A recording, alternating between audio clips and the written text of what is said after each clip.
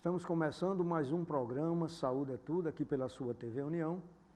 E hoje nós vamos falar sobre a cirurgia da mão. Isso é uma coisa bem especializada. Nós passamos agora alguns programas anteriores falando sobre próstata, sobre sistema urinário, dando ênfase ao mês que foi dedicado a isso tudo. E agora nós vamos pulando para outras especialidades médicas, para que a gente possa orientar. A cirurgia da mão é uma especialidade médica que se ocupa da prevenção, do diagnóstico, tratamento e reabilitação das patologias que acometem as mãos.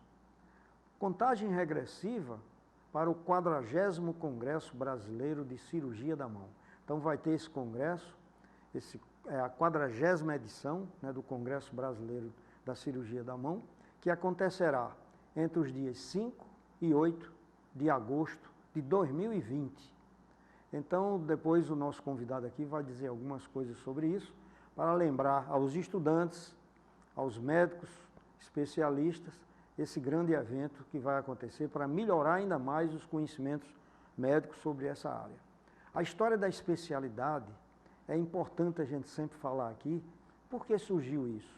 Durante a Segunda Guerra Mundial, percebeu-se a necessidade de um profissional que dominasse a anatomia do membro superior e conhecesse técnicas da ortopedia, da cirurgia plástica, da cirurgia vascular e neurocirurgia para cuidar das mãos dos feridos. Motivada por essa necessidade, foi fundada a Sociedade Americana de Cirurgia da Mão em 1946. A Sociedade Brasileira de Cirurgia da Mão foi criada em 1959. E em 1963, a cirurgia da mão tornou-se especialidade médica no Brasil. A formação de um especialista. Além de 6 anos de uma faculdade de medicina, que é uma coisa que todo médico tem que passar, em regime quase integral, que é diferente das outras profissões. O médico, quando vai fazer medicina, ele passa 6 anos dentro da faculdade mesmo, não pode se empregar, não pode fazer outras coisas. Então, depois desses 6 anos, o cirurgião de mão necessita de mais 5 a 7 anos de especialização para a sua formação.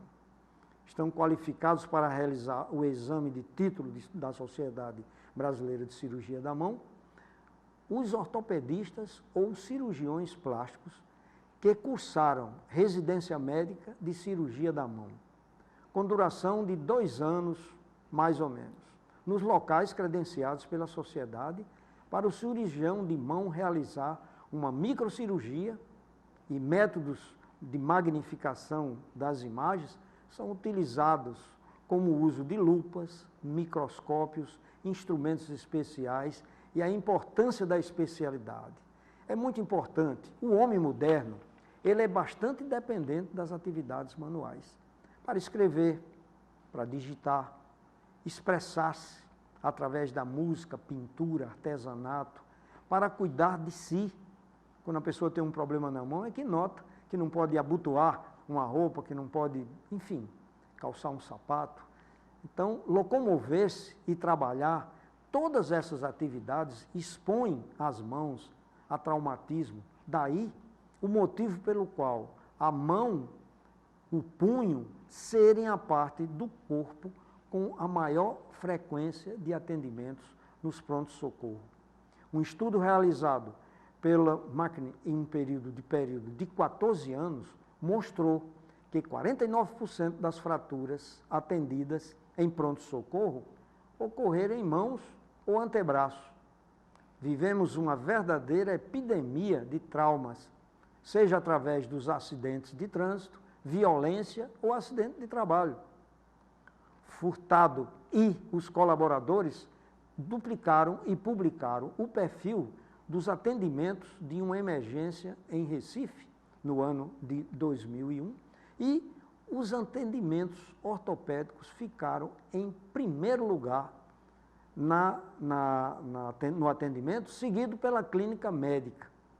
Então, é importante a gente lembrar que as fraturas expostas, num estudo realizado no interior de São Paulo, apontou uma incidência de 38,2% para as fraturas de antebraço e mão, fazendo frente às fraturas de tíbia, 36%, bastante prevalente nos acidentes motociclísticos. Com relação aos acidentes de trabalho, nos últimos anos, estatística do Ministério da Previdência Social, disponível para consulta na internet, referente a 2011, consta que os ferimentos e fraturas do punho e da mão são as duas primeiras coisas de afastamento do trabalho. Então, num total de casos que faz parte, assim, do corpo como maior incidência de acidentes de trabalho. De motivo típico, foi a mão, com 39,2% dos casos. Portanto, o Ministério da Saúde emitiu, em 18 de setembro de 1998, a portaria número 3642, que determina que no Sistema Estadual de Referência Hospitalar, em atendimento de urgências e emergência, exista um especialista em cirurgia de mão, de acordo com a disponibilidade de cada estado. Esta portaria é um reconhecimento da necessidade desta especialidade para o primeiro atendimento dos traumas de mão. Progressivamente, a classe médica e a sociedade brasileira estão conhecendo a especialidade, e a Sociedade Brasileira de Cirurgia da Mão tem um papel muito importante nesse processo de divulgação. Portanto, essa importância toda que nós falamos aqui é exatamente do especialista em mão. E por isso nós trouxemos aqui o Dr. Márcio D'Angelo, que ele é médico, é especialista em cirurgia de mão, formado pela Universidade Federal do Rio Grande do Norte e que fez residência médica em ortopedia e traumatologia e tem residência médica de cirurgia de mão pelo Hospital de Traumatologia de Belo Horizonte, do Dr. Arlindo Pardini. Ele é membro da Sociedade Brasileira de Cirurgia da Mão e é membro da Sociedade Brasileira de Ortopedia e Traumatologia. Aqui em Natal, o Dr. Márcio D'Angelo pode ser encontrado na Clínica de Fraturas, ali na Avenida Antônio Basílio, 3117, ali em Lagoa Nova, perto ali da UNP, perto do Nordestão. O telefone, anote, 9191 9669. Dr. Márcio D'Angelo, obrigado por ter vindo. Queria que vocês nos dissessem alguma coisa assim sobre sua especialidade. A primeira coisa que me interessava saber é, nesse mundo de ciência, quando você sai de uma faculdade, que está aberta uma residência médica para você fazer, qual foram os encantos que levaram você a ter uma especialidade assim tão restrita a uma coisa? O que foi que lhe levou a isso? Boa noite, professor. Obrigado pelo convite. Inicialmente, a paixão pela mão, ela é herdada da paixão pela ortopedia e traumatologia. Então, o residente da ortopedia e da traumatologia, ele começa a ter contato e acesso aos demais segmentos, e logo o encanto pela mão apareceu, logo no segundo ano da ortopedia e traumatologia, talvez pela fineza e pelo tipos de cirurgia que é bem diferente da cirurgia do trauma ortopédico de uma forma geral. Nós, cirurgiões de mão, nós trabalhamos em estruturas menores, com mais delicadeza, com instrumentais mais específicos, em prol de detalhes, em prol de reconstituição de tendões e nervos na melhor das possibilidades para que aquilo volte a funcionar. A mão, diferente dos outros segmentos, ela é uma estrutura extremamente complexa, são várias articulações, são ossos que trabalham com um mecanismo muito intricado entre eles, e qualquer desarranjo nessa arquitetura vai trazer um déficit de função importante para um segmento que não tem uma função apenas de preensão, né? A mão, ela tem função sensorial, ela tem função de comunicação, ela tem diversas funções. A mão emite e transmite sentimentos, E isso a gente tem sempre que levar em consideração quando está tratando e lidando com isso. E isso, então, lhe apaixonou? Sim, sim, claro. Isso foi talvez a parte mais romântica e apaixonante disso, da gente se envolver com esse tipo de segmento, com esse tipo de cirurgia. Isso é interessante. Sempre que eu converso aqui no programa, cada médico tem sua história do porquê, não é? Às vezes é estimulado por um professor, às vezes é estimulado pela própria vivência no hospital com as especialidades. Eu me lembro que muito me estimulou a fazer oftalmologia foi o Dr. Teixeira. Quando eu me consultei com ele, eu disse, rapaz, isso aí é isso que eu quero. É o que eu quero. E depois eu vi assim, a independência que tinha da oftalmologia, que é uma especialidade que tem tudo de medicina. Quer dizer, a gente atende o recém-nascido, atende o...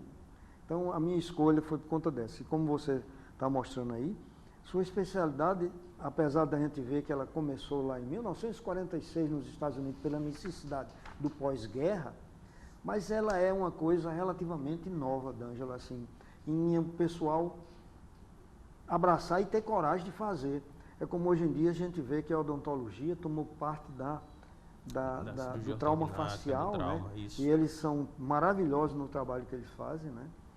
E que hoje em dia o médico prefere até encaminhar mesmo para o dentista que trabalha na parte de trauma facial, né? E você veja, quando você escolheu essa especialidade, ainda hoje, nós não temos muitos especialistas em mão, né? Então você acreditou muito no que ia fazer e eu acho que está dando certo, viu, D'Angelo? Porque sempre a gente escuta comentários, a gente que é médico, todo dia entra paciente, sai no consultório, e as referências das suas pessoas são boas, tanto dos pacientes como dos próprios colegas, né? Porque, sempre eu digo aqui no nosso programa, a gente sente uma coisa e não sabe para onde vai. É tanto médico, tanta especialidade, que às vezes a gente vai até para o médico errado. Então, sempre aqui esse programa orienta você dizer, bom, eu tenho um problema de mão, se for um problema simples, qualquer pessoa resolve. Se for mais complexo, um ortopedista, e se for uma coisa mesmo complicada, o próprio médico encaminha para o cirurgião de mão. Então, D'Angelo, você notou assim que é necessário ter um equipamento diferente. A semiologia também é um pouco diferente, né? Isso. O nosso exame físico, ele é um pouco diferente do exame físico ortopédico de uma forma geral. A mão é um órgão sensorial. Nós precisamos ter um discernimento no exame neurológico muito bem feito para identificar a maioria das síndromes compressivas, das patologias e do trauma em si.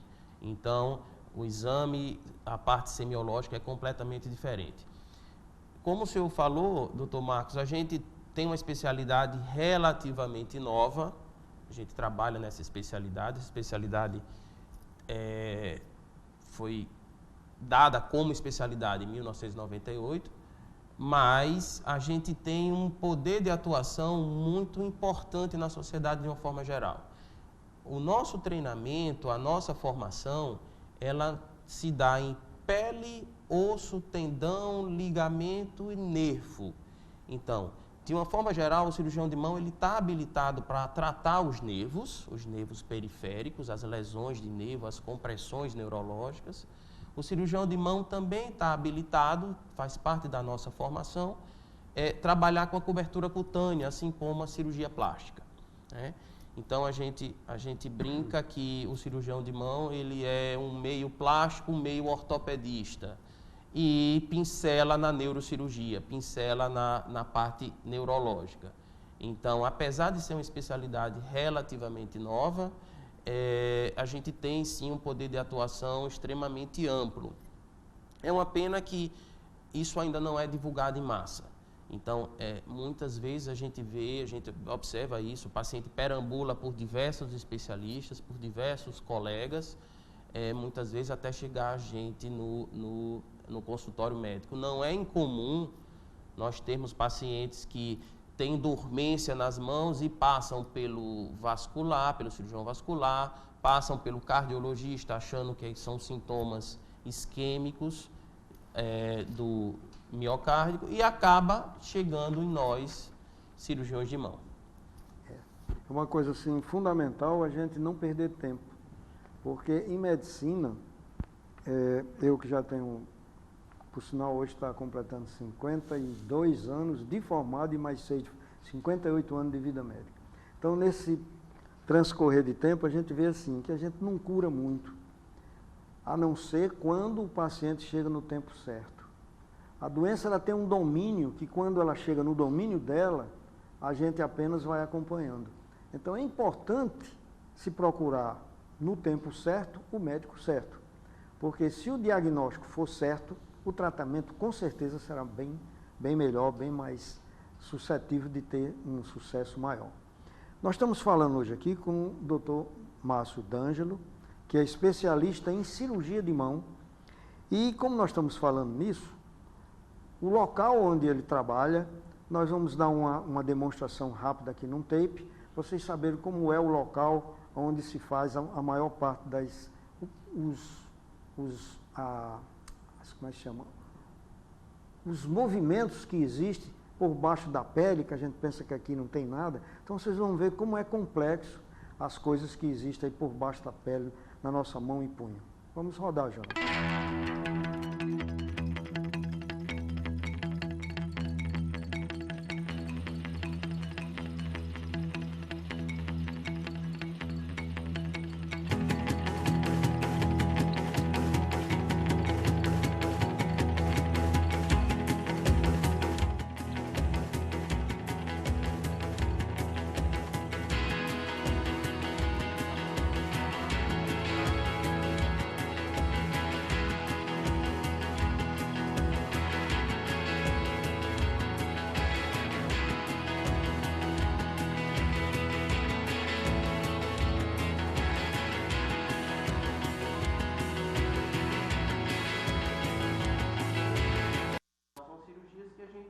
Trabalha num campo muito restrito, muitas vezes fazendo uso inclusive de magnificação, ou lupas ou microscópios, dependendo de qual doença nós vamos encontrar, de qual reparo vai ser feito naquela região.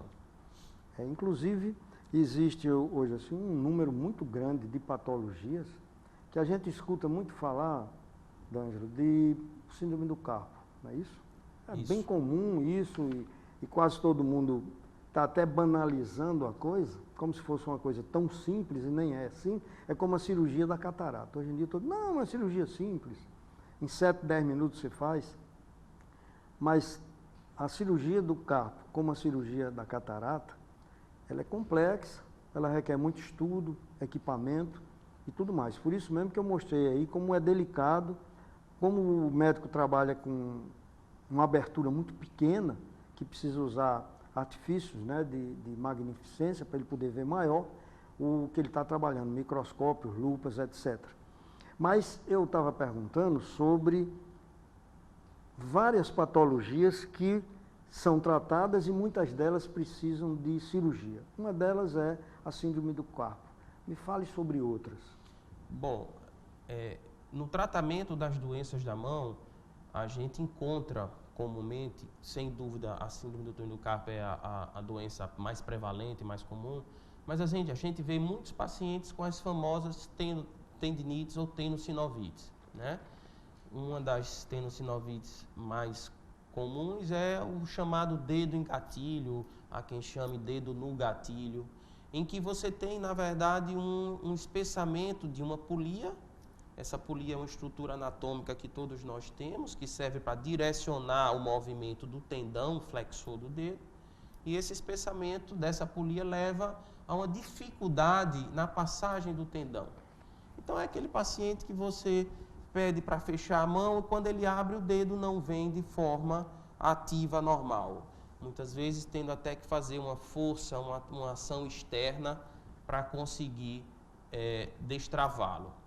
Você tem outros tipos de doença, que são as tendinocinovites do primeiro compartimento, a chamada tendinite de De Quervain, que também é uma doença muito prevalente em mulher.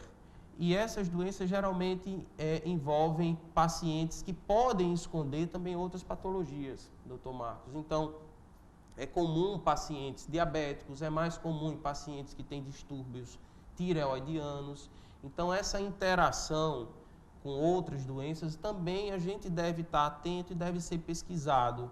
Porque muitas vezes o tratamento de um distúrbio desse, um controle de edema, faz com que você melhore, faz com que você tenha um resultado cirúrgico mais adequado no paciente que precise de cirurgia em si. O cirurgião de mão, ele também é treinado muito para tratar as deformidades congênitas. E aí é uma área que eu tenho uma afeição talvez bem mais importante.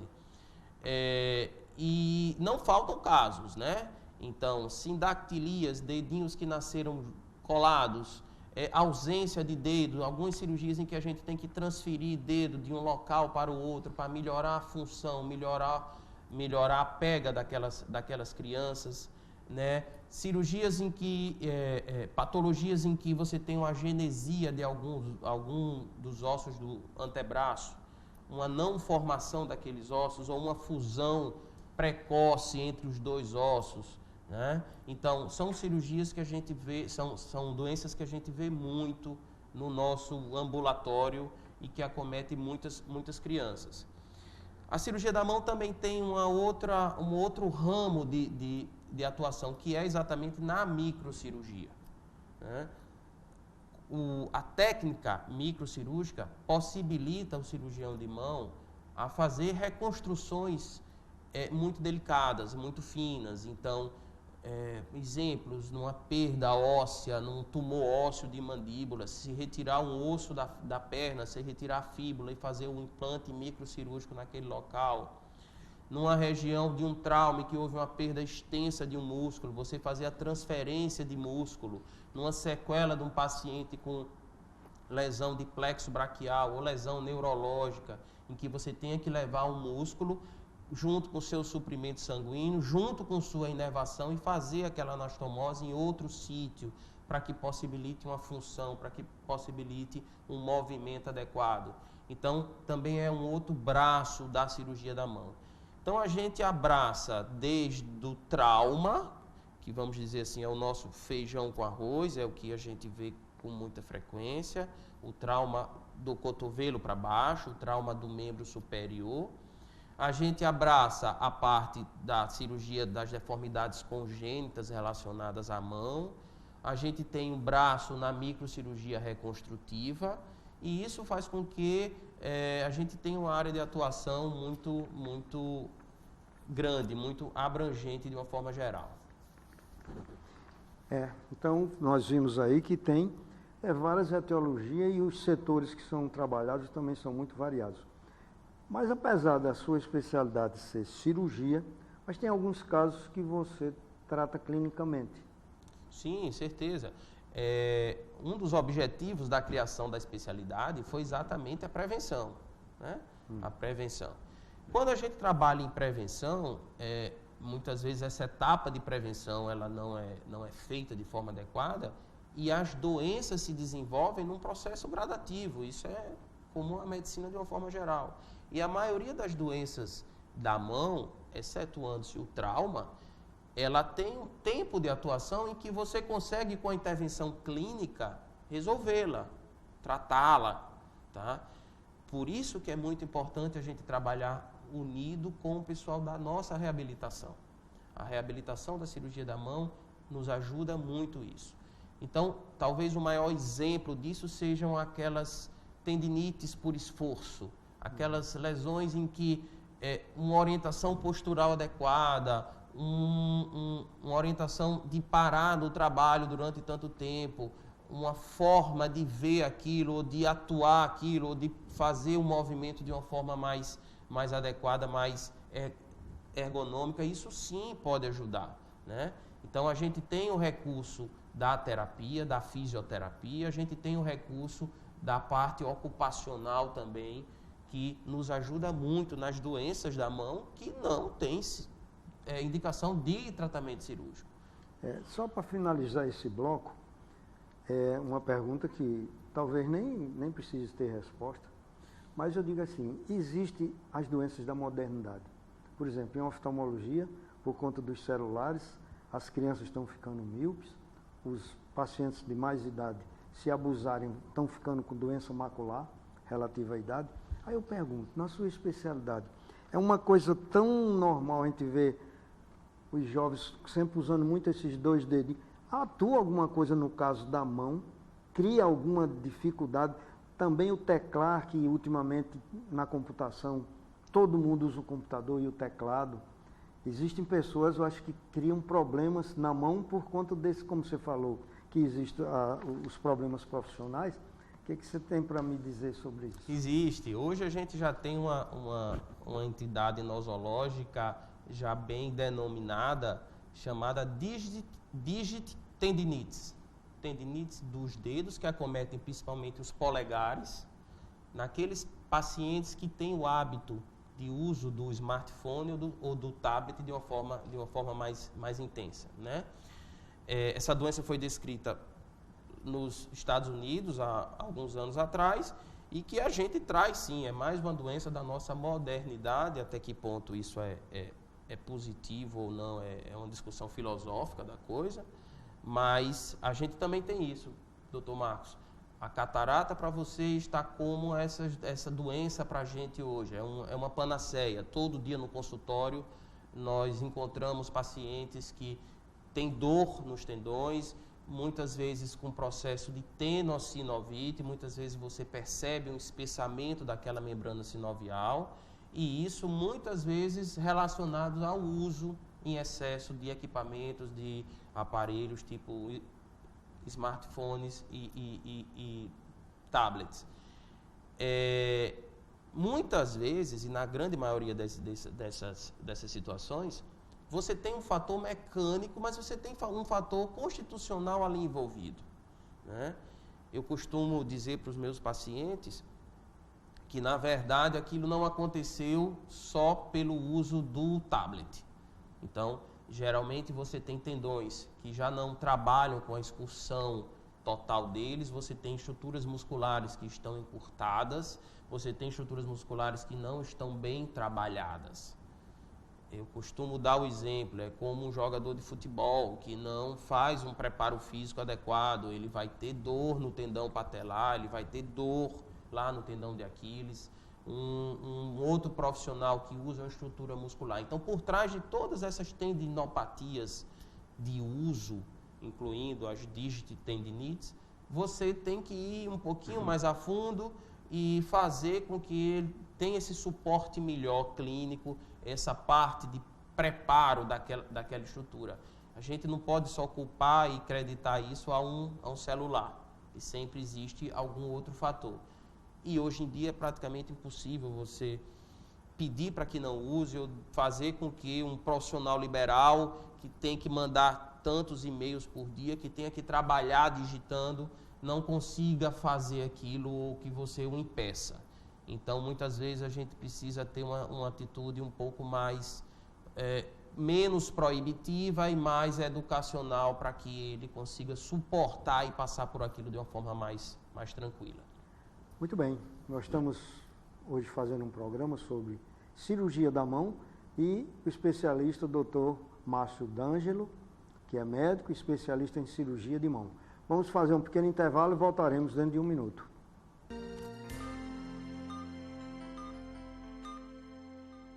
Eu sou o Natal. Eu nasci há 2019 anos. Sou comemorado no mundo inteiro, da Lapônia ao deserto do Saara. Mas se você perguntar aonde eu sou mais feliz, eu respondo sem pensar, na única cidade que nasceu com o meu nome, Natal. Aqui eu sou Natal 2 vezes. Sou festa na terra e no mar, no palco e na duna. Aqui eu sou o Natal do sol que brilha o ano inteiro e aquece os corações. Sou o Natal dos Reis Magos, da grande árvore, da cultura, da arte e da fé. Aqui eu sou o Natal que abraça e festeja com a mesma alegria de quem é natalense, desde o dia em que nasceu. Eu sou o Natal em Natal.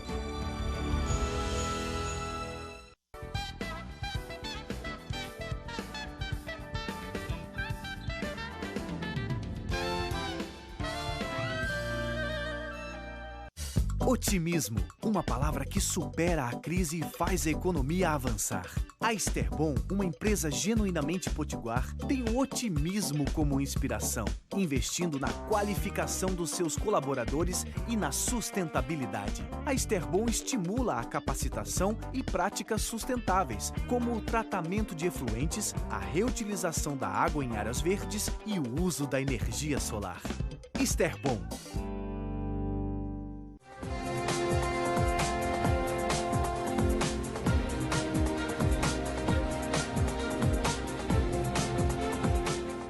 Hotel Oasis, localizado na cidade de Açu, recebe hóspedes de toda a região do Vale, também de outras regiões e estados, por possuir ótimas instalações, café da manhã, área de lazer e com o precinho que você procura. Precisando se hospedar? Essa é uma grande dica. Hotel Oasis, tudo para o seu conforto.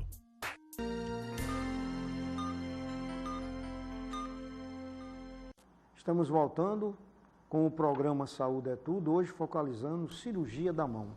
E o nosso convidado é o Dr. Márcio D'Angelo, que é médico, especialista em cirurgia de mão. Dr. Márcio, aproveite sua oportunidade aqui para tirar também umas dúvidas. Essa semana, como você vinha para cá, eu andei olhando um bocado de coisa e encontrei mais muito trabalho, muita coisa sobre a cirurgia da mão estética. Ou seja, a gente vai envelhecendo e às vezes você só em olhar para a mão sabe mais ou menos a idade da pessoa. Então, como é que se faz isso? Qual é a noção que a especialidade tem sobre esses pacientes que procuram para as mãos ficarem mais jovens? Como eu falei ao senhor, a mão ela é um órgão fantástico. Você vê que até a idade ela realmente diz, ela dá essas pistas, né? A cirurgia estética para a mão é algo que já é feito já há algum tempo. Eu lembro que na minha formação de cirurgia da mão há 11 anos atrás, a gente fazia esses casos sim lá em Belo Horizonte, que propiciava exatamente fazer um preenchimento dos sulcos da mão, um preenchimento da atrofia que na mão senil se forma.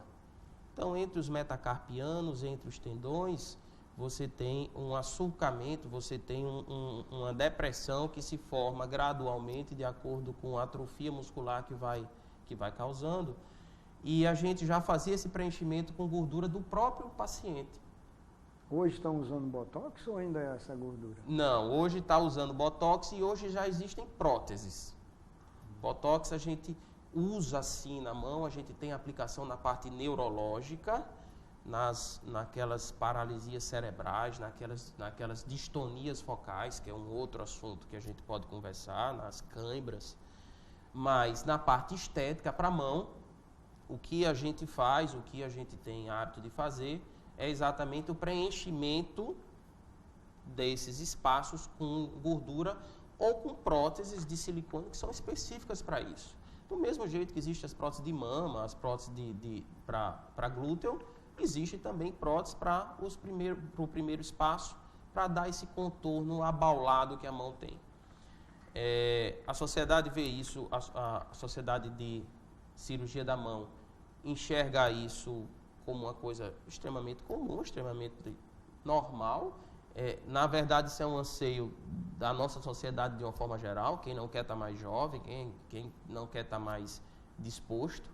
E por essa exposição que as mãos têm, ela também mereceria sim algo em relação a isso. Outra coisa, no começo do programa, eu falei alguma coisa sobre esse encontro, né, que vocês vão ter o ano que entra, parece que em agosto, né, de 8 a 10 de agosto. O que você acha que vem de novidade por aí? Bem, o nosso congresso, o Congresso Brasileiro de Cirurgia da Mão, ele é realizado anualmente, né? E ano que vem a gente vai ter esse encontro em agosto, vai ser em Belém, né? Todo ano em uma capital diferente. E o que é que a gente tem visto que vem mudando?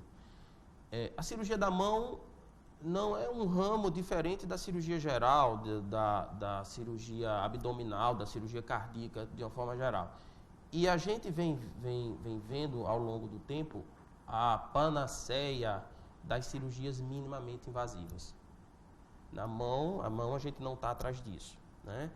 Então a gente tem, e eu acho que esse congresso vai trazer esse enfoque. Existem vários palestrantes de fora que traz exatamente as cirurgias videoendoscópicas para a mão, né? Eu acho que esse é um futuro promissor da cirurgia da mão. Do mesmo jeito que hoje praticamente não se admite se fazer uma incisão de um palmo de 15, 20 centímetros para se retirar um apêndice, se com 3 furinhos você consegue fazer, cirurgias bariátricas você consegue fazer, na mão é da mesma forma, né? A cirurgia videoendoscópica possibilita que a gente faça a remoção de ossos, limpezas por 3 furinhos, por 2 acessos, faça descompressões de síndromes neurológicas por um acesso que tem um ponto apenas. Então, a cirurgia minimamente invasiva para a mão, entenda-se a cirurgia videoartroscópica, ela está se desenvolvendo e cada vez mais vai ganhando espaço em relação a isso. Outro ponto que está se desenvolvendo muito também é a microcirurgia, né? Eu lembro de um congresso que tivemos em Belo Horizonte uns anos atrás, e um convidado internacional mostrou algumas coisas lá que ficamos todos estarrecidos. E que hoje é o que se escuta, é o que se vê, é o que se publica. Por exemplo, um primeiro transplante de face que aconteceu foi feito por um cirurgião de mão, tá? Esse cirurgião de mão que veio nesse congresso mostrou casos em que ele teria que salvar o membro para a amputação e ele implantava esse membro em outro segmento. Por exemplo, o paciente perdeu um polegar num acidente, teve uma amputação. Então ele colocava esse polegar na perna, enquanto a mão dele melhorava, depois ele trazia o polegar de volta para a mão. Então, coisas assim que a gente achava absurdo, hoje a gente tá vendo através do avanço da microcirurgia. Então vai vir nesse congresso também muita coisa de microcirurgia, muita coisa que a gente que seria assuntos talvez de 20, 30 anos para frente. Está se trabalhando também na questão do transplante de mão, né? Então hoje se faz o transplante de fígado, o transplante de rim, e lá fora a gente já tem algumas publicações, umas com sucesso, outras não, em que eles fazem o transplante de mão, em que ele pega a mão de um cadáver e reimplanta no paciente que teve uma mão amputada. Isso tudo através dos conhecimentos da técnica microcirúrgica. Muito bem. Sempre, quando a gente está fazendo o programa, tem o ouvinte do lado de lá que diz assim: o que faz o cirurgião de mão? Então, você está sempre preparado para fazer uma cirurgia de mão. Mas como é isso? Bom, na verdade, o cirurgião de mão, ele lida com todos esses braços, todas essas nuances. O que acontece muitas vezes é que a gente não consegue ter centros de preparo para exercer a maior fineza possível da nossa especialidade. A gente muitas vezes é subutilizado. Por exemplo, uma ação, uma atuação muito específica e muito louvável do cirurgião de mão é na cirurgia de reimplante. Pacientes que tiveram, por trauma, na grande maioria dos casos, membros amputados e que podem ser reintegrados. Hoje, inclusive, com um grau de funcionalidade muito boa. Então, o cirurgião de mão, ele está também capacitado para fazer isso. Ele tem formação para fazer isso. Só que isso envolve uma equipe, isso envolve um centro, isso envolve uma orientação sobre acondicionamento de coto, uma estrutura por trás para receber isso e conseguir transportar em tempo hábil, equipamentos, microscópios. São cirurgias extremamente longas, são cirurgias que exigem da gente que provavelmente tenha mais cirurgiões atuando aí.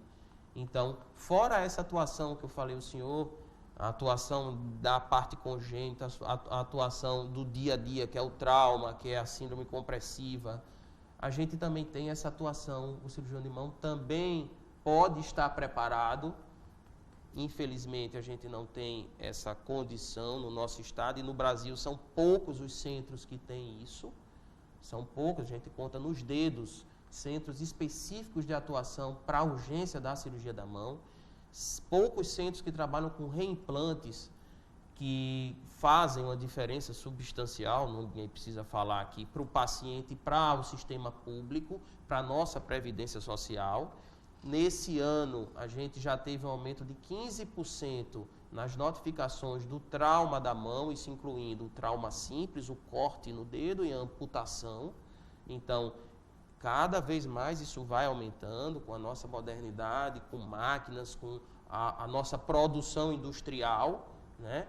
Então, a atuação do cirurgião de mão, ela é sim bem ampla, doutor Marcos. Infelizmente, a gente não consegue exercê-la na maior plenitude possível. Eu perguntei isso exatamente sobre a atuação, né, do cirurgião de mão. Ele está propenso a fazer muita coisa e às vezes ele faz menos pela condição. Porque, por exemplo, muitas das diminuição da sensibilidade, por exemplo, na mão, diminuição dos movimentos voluntários na mão, muitas vezes eles têm várias origens. Então, nesse caso, você tem que ter conhecimentos também neurológicos. E eu perguntaria, como você faz a diferença, além da semiologia que você falou, que é completamente diferente, realmente já vi você fazendo esse exame. É um exame muito interessante, tem movimentos que a gente nunca faz durante o dia e que na hora você pesquisa. Eu pergunto, quais são os exames complementares que você utiliza para afastar uma atuação neurológica central de uma periférica? Que a periférica estaria mais no seu controle e a central teria origem cerebral, neurológica, tumoral, enfim. Como você utiliza essa semiologia de exames? Perfeito, perfeito. Geralmente, um exame físico bem feito, e eu acho que isso é na medicina de uma forma geral, quando você tem calma, paciência e consegue escutar, tocar o teu paciente, o teu cliente, geralmente isso já nos dá uma orientação muito boa. Para diferenciar a síndrome neurológica periférica e central, a gente lança a mão sim de alguns exames. Exames funcionais, exame que eu procuro saber como está funcionando o nervo tal, responsável pela dormência ou responsável pela atrofia de tal músculo, certo? Então, esse exame funcional, esse exame que me mostra a função neurológica periférica, já me diz muito a respeito do que está lá em cima, do que é de neurônio motor superior e do que é periférico mesmo. Esse exame é a eletroneuromiografia, é um exame que a gente solicita bastante, é um exame que nos ajuda muito, vamos dizer assim, talvez não nos ajude muito para diagnosticar, mas nos ajuda muito na nossa conduta, né? Na nossa conduta. Então, existem muitas síndromes compressivas, existem hoje, pela alta incidência dessas viroses que têm sim acometido nervos periféricos, que têm sim trazido muito desconforto, muitos sintomas neurológicos. Então, é muito importante a gente lançar mão desses exames. Na suspeita de lesões tumorais, na suspeita de algo mais alto, sim, exames de imagem, tipo ressonância, são exames que ajudam muito a gente a diferenciar. Isso a gente está falando só na parte neurológica, né? Na parte tendinosa, a gente tem sim a ultrassonografia com um exame extremamente barato, extremamente simples, não é invasivo, um exame que a gente consegue diagnosticar as tenossinovites de uma forma muito tranquila, a gente consegue confirmar que tal tendão está rompido, tal estrutura está lesada. Então, são os exames da nossa rotina, são esses. A eletroneuromiografia para as disfunções neurológicas nos ajuda muito a esclarecer o que é periférico, a ultrassonografia, e os exames mais altos de imagem, a ressonância cervical, a ressonância craniana também. Muito bem, nós estamos conversando com o Dr. Márcio D'Angelo, que é médico especialista em cirurgia da mão. Então nós estamos falando amplamente sobre todas as coisas para que vocês tenham conhecimento. Nós vamos fazer mais um intervalo e no último nós falaremos sobre a cirurgia em si da mão, como ela é feita, para vocês terem uma ideia mais ou menos, e também falar sobre algumas coisas atuais que acontecem nas nossas alterações funcionais da mão. Voltaremos dentro de um minuto.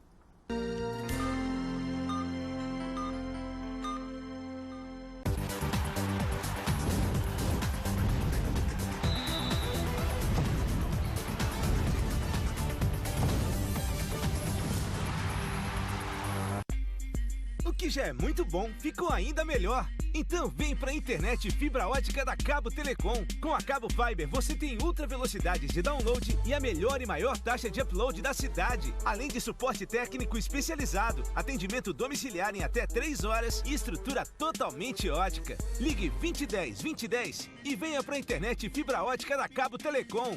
Cabo Fiber, o que já é muito bom, ficou ainda melhor.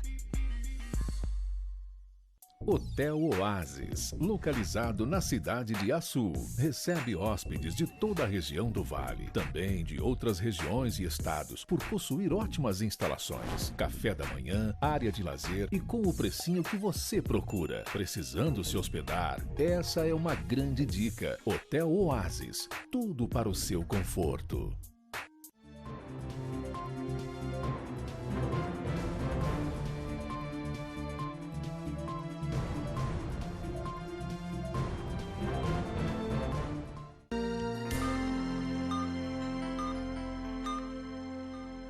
Estamos voltando com o terceiro e último bloco do programa Saúde é Tudo, aqui pela sua TV União.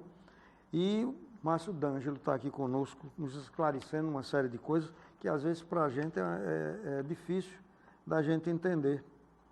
Mas aqui é mais fácil quando a gente mostra.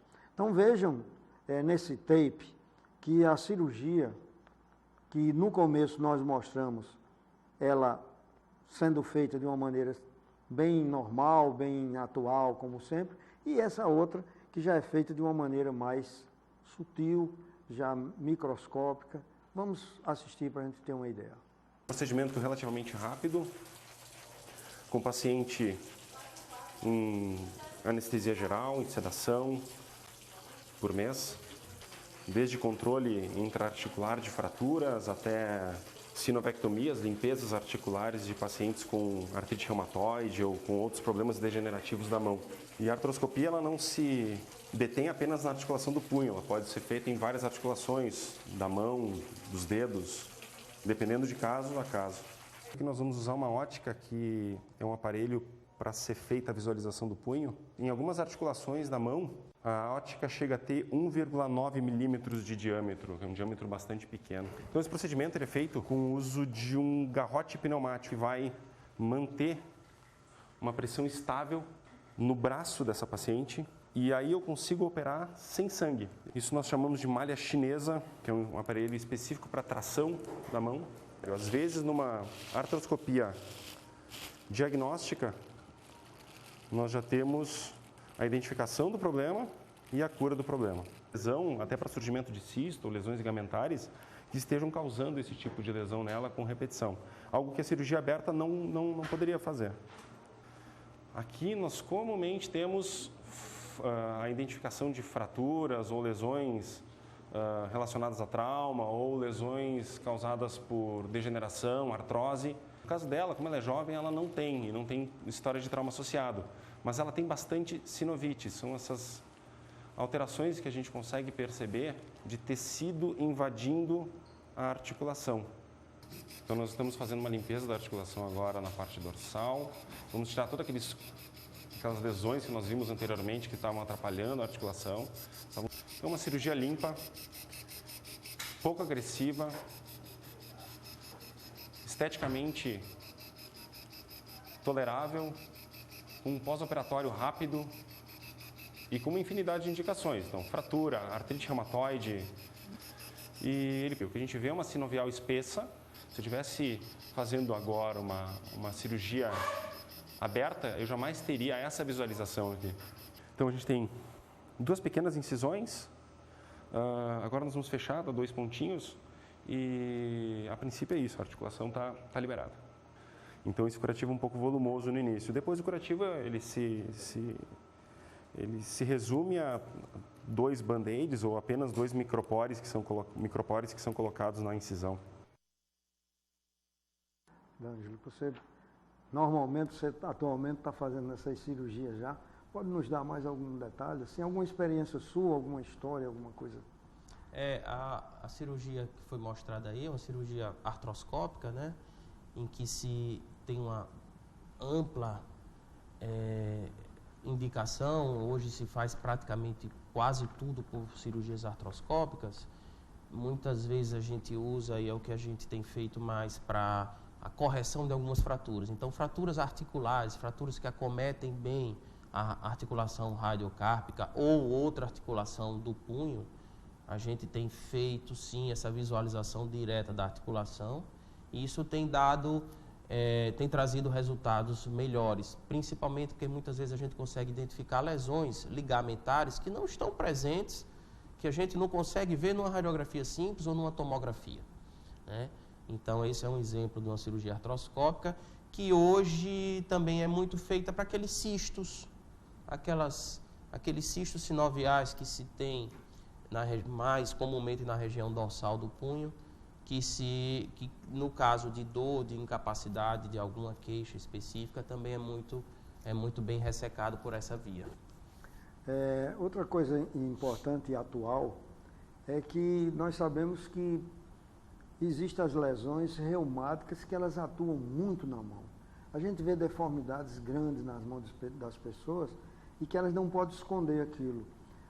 Na cirurgia de mão ou no tratamento que vocês fazem, no especialista em mão, tem alguma coisa assim que auxilie aquele paciente, que é uma degeneração das articulações? Sem dúvida, doutor Marcos. Na artrite reumatoide, o pânus que se forma oriundo daquela reação inflamatória, daquela briga imunológica ali, esse pânus, esse tecido que se forma, ele é danoso para a articulação, é danoso para ligamentos, é danoso para tendões. Então, a evolução da artrite reumatoide não tratada, né? Hoje a gente consegue ver pacientes muito bem conduzidos pelo colega reumatologista de uma forma muito tranquila. A gente vê pacientes com anos de artrite reumatoide que não estão desenvolvendo deformidades através de medicações mais novas, mas quando não são tratados, quando não conseguem isso, sim, vão evoluir para muitas deformidades. O papel do cirurgião da mão na artrite reumatoide se resume a melhorar a função, né? Então, os pacientes com artrite reumatoide que têm alterações em dedos, que têm aquela instabilidade, que não conseguem pegar objetos, que não conseguem fazer a pronossupinação do antebraço por uma disfunção na articulação radionadistal, ou pacientes que pela dor têm um grau de limitação, a gente sim tem atuação desde cirurgias inicialmente cirurgias para limpeza, para se retirar aquele pano sinovial, para fazer uma limpeza de toda aquela articulação, até cirurgias corretivas e até cirurgias substitutivas. Então, hoje, para artrite reumatoide, a gente usa bastante as próteses, em que você tira a articulação, metacarpiana e coloca uma pecinha lá que simula um movimento adequado, a famosa prótese de Swanson, que tem uma aplicação muito importante para artrite reumatoide. E outra coisa que mais recentemente vem sendo feita é a prótese